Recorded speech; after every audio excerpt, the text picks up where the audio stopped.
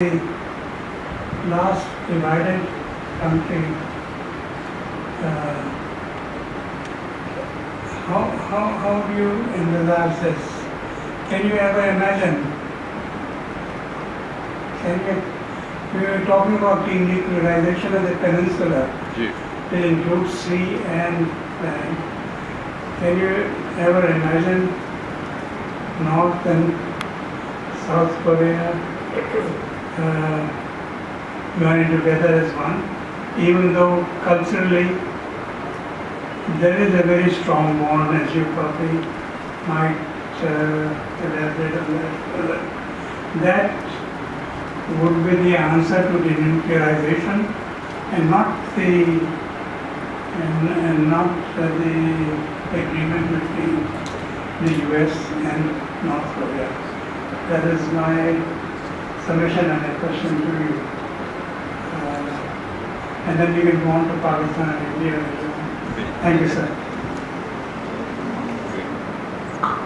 Thank you. I wish for reunification, but the collapse of the Berlin Wall, the collapse of the Soviet Union, so it was like, as they say, a black swan. Like 9/11 was a black swan. You know what a black swan is. That event, which is entirely unexpected. Nicholas Nassim Taleb, a very outstanding intellectual of Lebanese origin who lives in America, has written a book called The Black Swan. And he says sometimes in history these events occur because until, for example, he says Captain James Cook went from Britain and discovered New Zealand and Australia.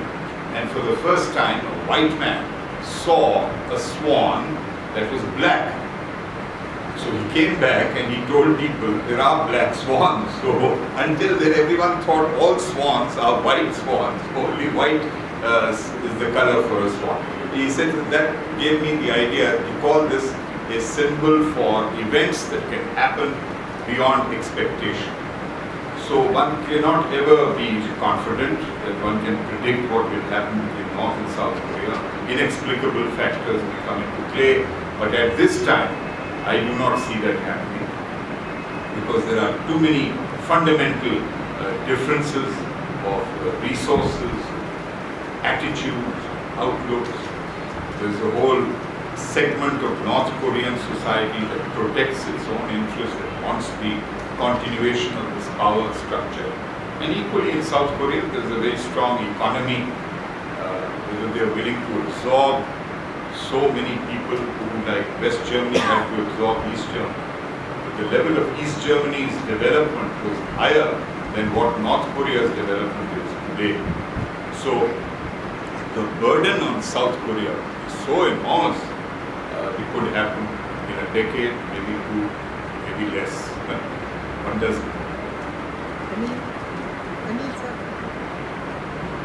Would have meant some very sorry ends. And there are several thousands of people who have been imprisoned purely for their political beliefs.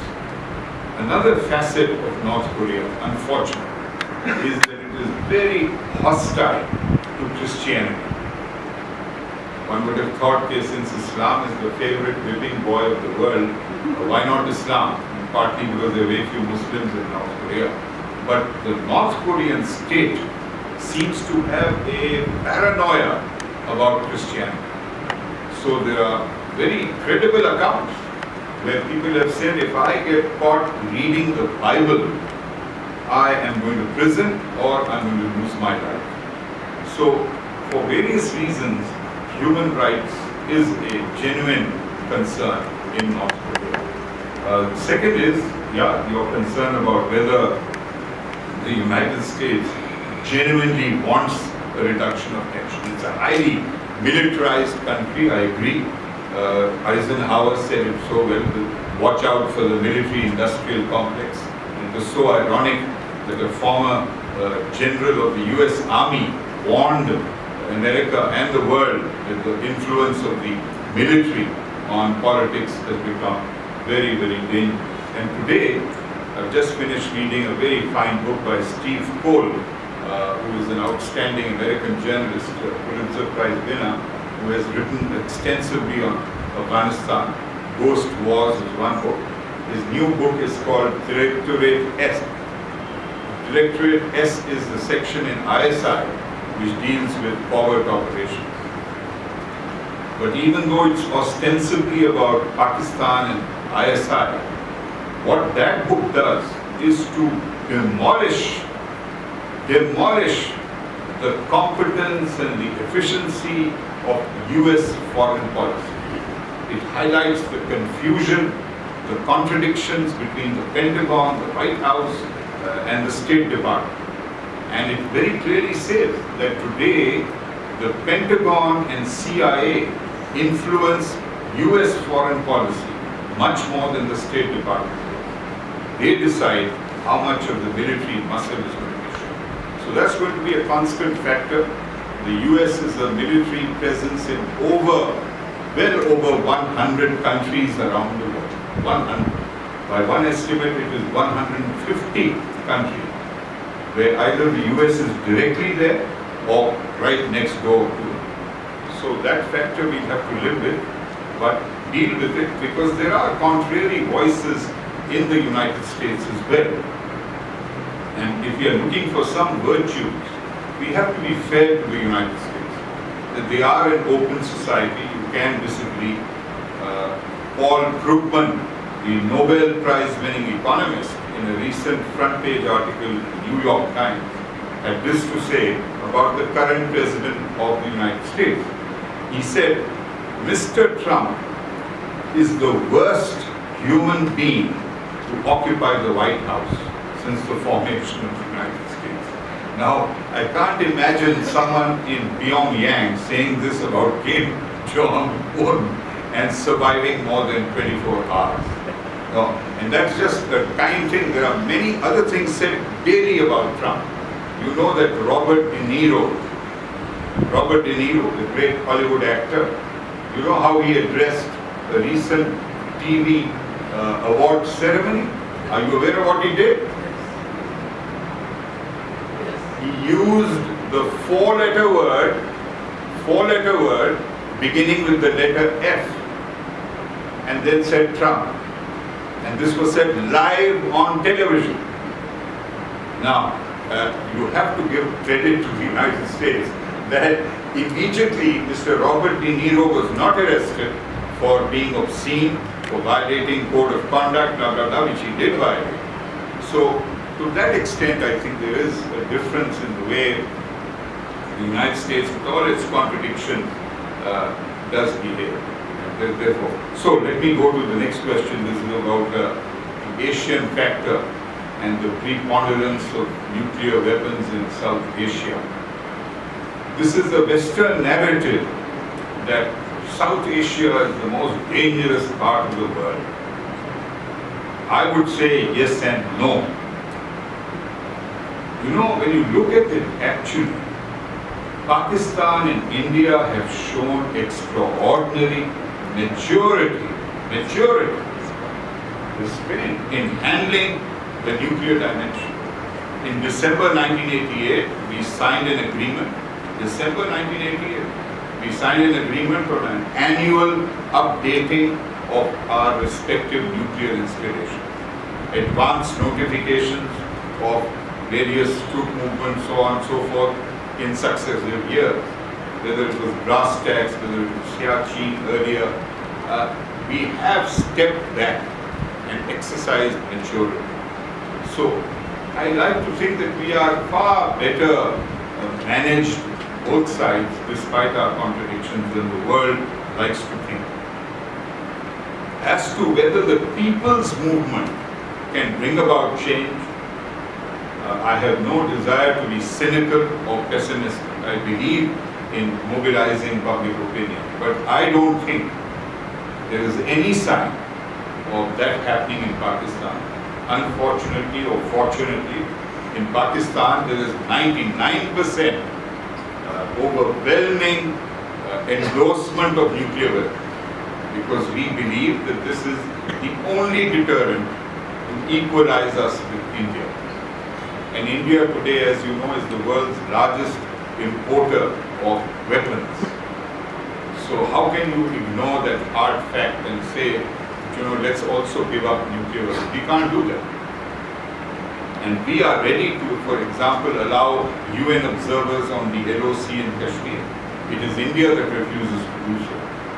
We have fulfilled our responsibilities in nuclear installation management with great responsibility. It's a quest that we should continue, we should talk about it and dialogue with India. But I don't think we at the moment represent a flashpoint for the use of nuclear weapons. There is a division of opinion. There was a question there. वो झूठ जो है वो intelligence reports बना के आज तक लाखों आदमियों को कत्ल किया जा चुका है। हालांकि उन्होंने किसी ने भी 4 वर्ड लेटर यूज़ नहीं किया था किसी भी अमेरिकी सदर के लिए, लेकिन बेचारे लाखों की जाने चली। लीबिया का भी यही इशू था कि उन्होंने रोल बैक किया अपना न्यूक्लियर प्रोग्राम, जिसकी वजह से जो है वो बहुत सारे थिंकर्स कहते हैं कि सबसे बड़ा जो है वो इनकी जो मिस्टेक थी वो यही थी। अगर नहीं होती तो आज कसाफी जिंदा होता और इलाके में भी अमन होता। जिस तरीके से अब जो इतना ह्यूमन स्मगलिंग और क्राइम और IS इराक का पूरा ब्लैक मार्केटिंग, ये सारी चीज़ें रोकने के लिए तो फिर समय से इतनी इफेक्टिव है नहीं कि इनको रोक सके। Thank you, Jabbar Sahab. It's a very thought-provoking. You will in Singapore to have a dialogue with the United States President. Would not immediately agree to that. I think we need to research much more because of the different factors that started to play within Libya. On the one hand, Gaddafi was a very benevolent dictator. He had given enormous social subsidies to the people of Libya in terms of education, housing, minimum wage, petrol, transport. Extraordinary. It was a true welfare state. Yet on the other, it was a very, very tyrannical state. He wanted to control freedom of media. There was no question of freedom of media. So it was a very strange combination of benevolence and tyranny. And whether those factors led to this outburst of rebellion against Gaddafi's rule is an open question. I don't think it was, because what did the Americans get out of it? I mean, Libya was not a geostrategic threat to the United States. It had not supplied people for the 9/11 attacks. It does not have the capacity to directly threaten vital US interests. So I would hesitate to think that the US alone can be blamed. I think it was a combination of the failure of European powers, and especially Britain. Britain played an extremely illiterate, ill-informed role in creating the crisis in Libya. And I'm sorry to say, Hillary Clinton, as Secretary of State, also showed complete lack of understanding of the dynamics of Libyan society. And that truly led to it. As to whether one can trust the United States, I would say yes and no. You can trust the United States in some respects, provided you take adequate measures to protect your own interests and you are not led up the garden path. And there are countries in the world which have managed to maintain their dignity, their vital interests, while maintaining good relations with America. It's a very difficult process to do, but it can be done. Yet on the other, the United States has a terrible record of supporting non-democratic regimes, of intervening militarily, of conducting espionage and overthrows of regimes. I agree. So we have to be vigilant, as does North Korea. But North Korea is no great fairy tale. I mean, I'm sorry to say, regardless of Western media propaganda, North Korea's standard of living, unlike Libya's standard of living, is much worse. They don't have the natural resources which Libya had in the shape of oil to compensate for this. They have coal, they have metal, but that's not enough to prevent famine and to prevent efficient production of food. So I would hesitate to endorse that. As to Baba Saab's questions, starting with, three questions. चार नहीं कर सकते, चार या पांच कर दूं, I mean, treble loading me with questions. I thought I counted two. No, sorry.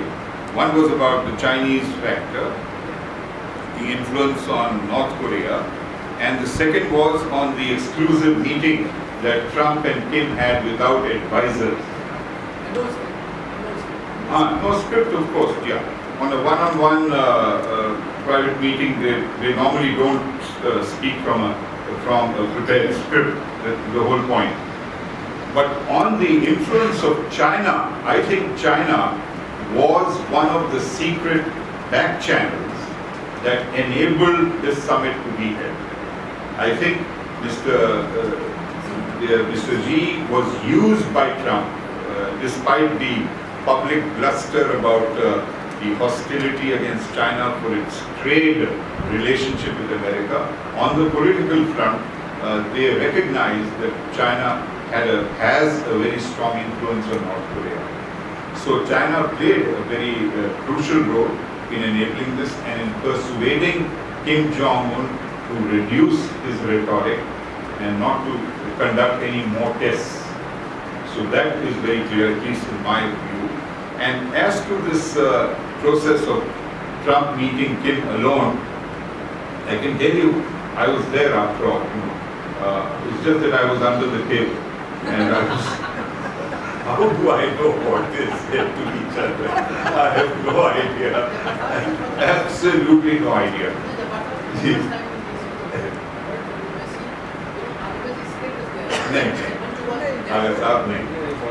अगर सब कई दफा होता है, heads of state when they meet, that's the whole point. Sorry, Ambassador Masuma Sahiba is much better equipped to enlighten you on this. Please, on this, on how frequently people can speak without notes. No, I don't think that is unusual. Heads of state and government have met one-on-one. But incidentally, because of the lack of fluency of Trump in Korean and vice versa, they did have interpreters. And it's a question whether the interpreters were very competent, enabled interpreters, or they misinterpreted something. So it's always good that they should. I hope Trump learns Korean, and Kim, I'm sure Kim knows English, because English is a widely spoken. Yes, exactly. Yeah. So he already has a comprehension of English. But Korean, the dialect spoken in Pyongyang is basically part of the same Korean language spoken in South Korea. But over the past 70 years or 60, the dialects have developed differently. So there is a difference within the Korean language between North and South. But that happens to all dialects spoken across the world. Edwin Khaled? Edwin Khaled?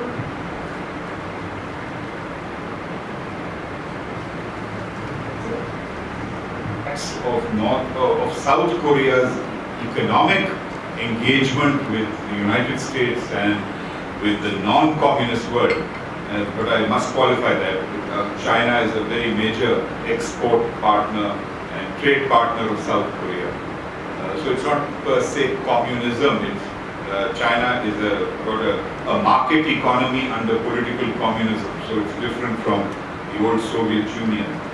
Any step that South Korea takes in improving relations with North Korea will at some point be influenced by US policy. They cannot completely divorce themselves from how the US wants to move forward. So they are in a way straight-jacketed, even though they are a very important economic power. They do not have the military capacity to take on North Korea. Partly in terms of numbers, they may have equipment and sophisticated arms supplied by the United States, but in sheer numbers, the North Korean military as I pointed out, is more than double the size of the South Korean military. Though size alone is not enough. It could happen, but I doubt that the reunification would take place without the agreement of the United States and, equally importantly, of China and Russia. I think China, Russia, and probably even Japan would have a role. Japan is very uneasy because, as you know, Trump, with his erratic approach to foreign policy, did not even bother to inform South Korea and Japan in advance that he was cancelling the military exercises which are held every year with South Korea. So people who are close to America are very deeply shaken by this erratic nature of their policy. There's a hilarious cartoon in The Economist where Kim Jong-Un is telling someone, saying, Trump has promised to treat North Korea like an ally. And on the other side are a whole bunch of people saying US allies who are having a nervous breakdown because the way Trump has been treating his own allies, whether it's Canada, whether it is Germany, whether it is Britain, is the antithesis of how you should treat allies. So I don't think that will happen without their consent. Yeah. Will be directly affected, but if we want to look at it as a model, we should urge the Indian Prime Minister to take a lesson and to conduct peace diplomacy, not by suddenly arriving in Lahore unannounced in a form that embarrasses both his host. I think Nawaz Sharif genuinely must have been very, very embarrassed at this kind of irresponsible demonstration of alleged India's friendly attitude to the new government. There is a way to conduct diplomacy. So, by initiating or reinvigorating the normal diplomatic process, rather than this dramatic summit, prepare the ground very solidly by using both the high commissions in Delhi and Islamabad and the two foreign ministries, and then aim for a summit which can take the comprehensive dialogue forward, which has been stalled for so many years. Sir, as you said, you have been to South Korea. How do you see people interact with each other? North Korean and South Korean people, do they accept each other? Like, how their reaction with each other? Thank you. They are extremely interested in reviving relationships. There are very strong bonds of families which have been divided. There are strong friendships also, and there is a yearning for reunification. There is a yearning. But equally, South Koreans are very proud of their economy and their relative freedom of expression. As you know, they managed to oust a very popular elected president on the charge of corruption. And that was possible because they held mass demonstrations which were permitted, and the use of media, especially social media in South Korea, has been very, very powerful for a long time, long before it became powerful in other countries of the world. So they have very fraternal relations, but the South Koreans do not look upon the North Korean political system with any kind of confidence or ease. They are very, very, not hostile, but very unhappy with it, very unhappy. And for North Korean people, they have the same desire. You see, the problem is the lack of enough contact with North Koreans. It's very difficult to communicate with them because they are constantly monitored. But whatever little contact I've had at that time or later with diplomats, I find a marked contrast in the ability or willingness of North Korean diplomats to speak candidly and the willingness of South Korean diplomats or corporate sector people to engage in dialogue. The one has to be very carefully planned and approved. The other can be more spontaneous and engaged. I will give the last. Do you want to ask? Oh, just a minute. I have promised a question to this young person. And then after you, and that will be the last question. Dr. Assalamu alaikum. I'm Wing Commander Ayaz, representing Pakistan Air Force Battalion. My question would be, since you have just mentioned that China was actually the facilitator, I would say, behind this summit, who forced North Korea to sit in Singapore with Trump and discuss modalities about nukes or whatever they were discussing in the agenda. Correlating this to Pakistan, how do you see, if ever, USA comes or gives Pakistan a message like this? So would it be China behind the same thing, or if at all it is in isolation, what would be China's stance? Would it be supporting us for for quitting the nuclear program if ever US demands like that? Because I foresee if they can demand the North Korea like that, a day is going to come, they would be forcing the same thing officially through a summit, through a meeting, and dictating Pakistan something they want as far as the nuclear program is concerned. Thank you. Please introduce yourself. Assalamualaikum. My name is Major Hassan. I am an ex-army officer working at Rostrum. So my question is regarding that in the past, while the Libya decided to roll back its nuclear power and program, and following that, there were certain reveals that you can say started new accusation against our you can say nuclear hero Dr. Akil Khan. So following this nexus that may shape up between US and North Korea, and do you think that there would be some following, you can say, some accusations against Pakistan regarding that nuclear North Korea might have supported Pakistan nuclear program, missile program, something like that? So that is that because in the past there was something like that. Thank you. Thank you. I'll start with yours.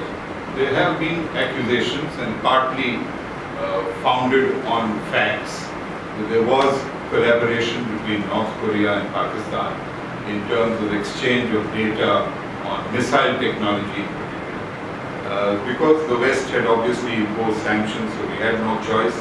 We had to go in for a defensive reaction to India's disproportionate acquisition of arms capacity.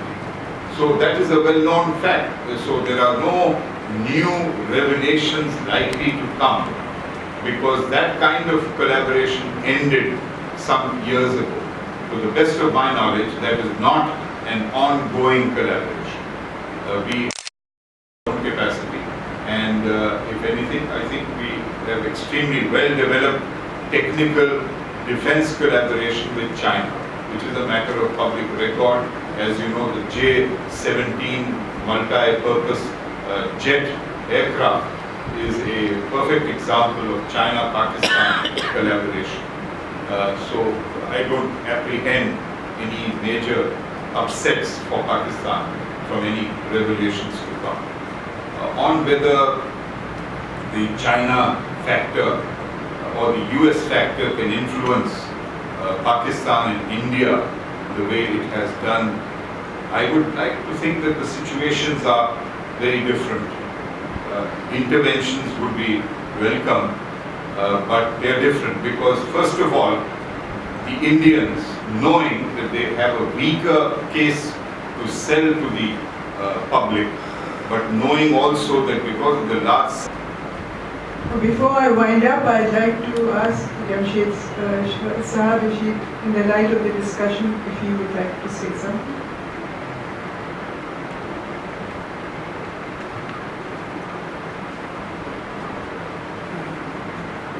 Thank you, Mr.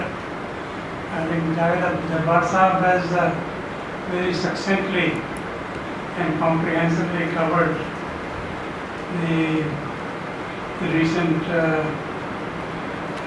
agreement between the US and North Korea. Many questions remain, not because of what he said, but what was not said in the agreement. And the fact is that aside from North Korea, South Korea has nuclear ambitions as well. And this has been coming up time and again. How this will play out, I don't know. Japan has been developing the infrastructure for nuclear weapons development. What has emerged from this very interesting discussion we had is that there are so many players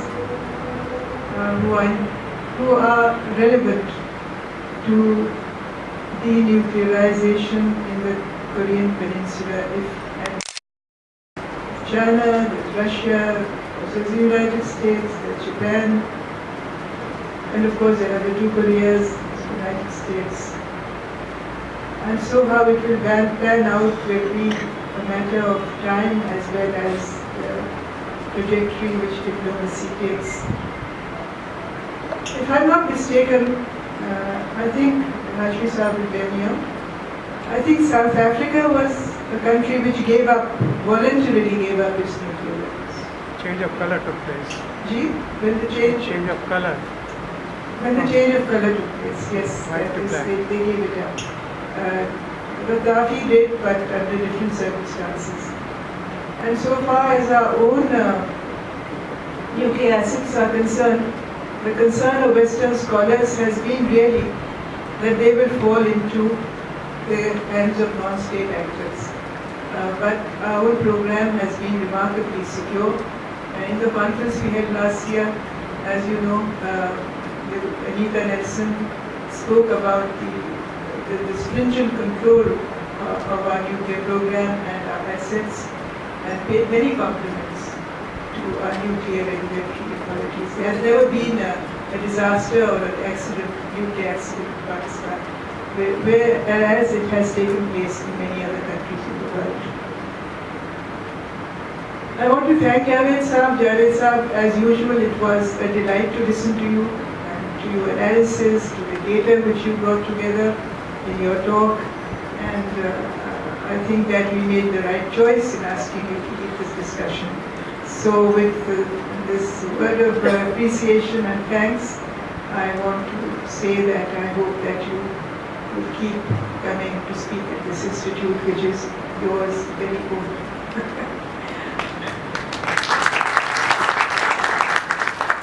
And there is a request to the audience, and that is that tea is served, so please don't go away without having a cup of tea.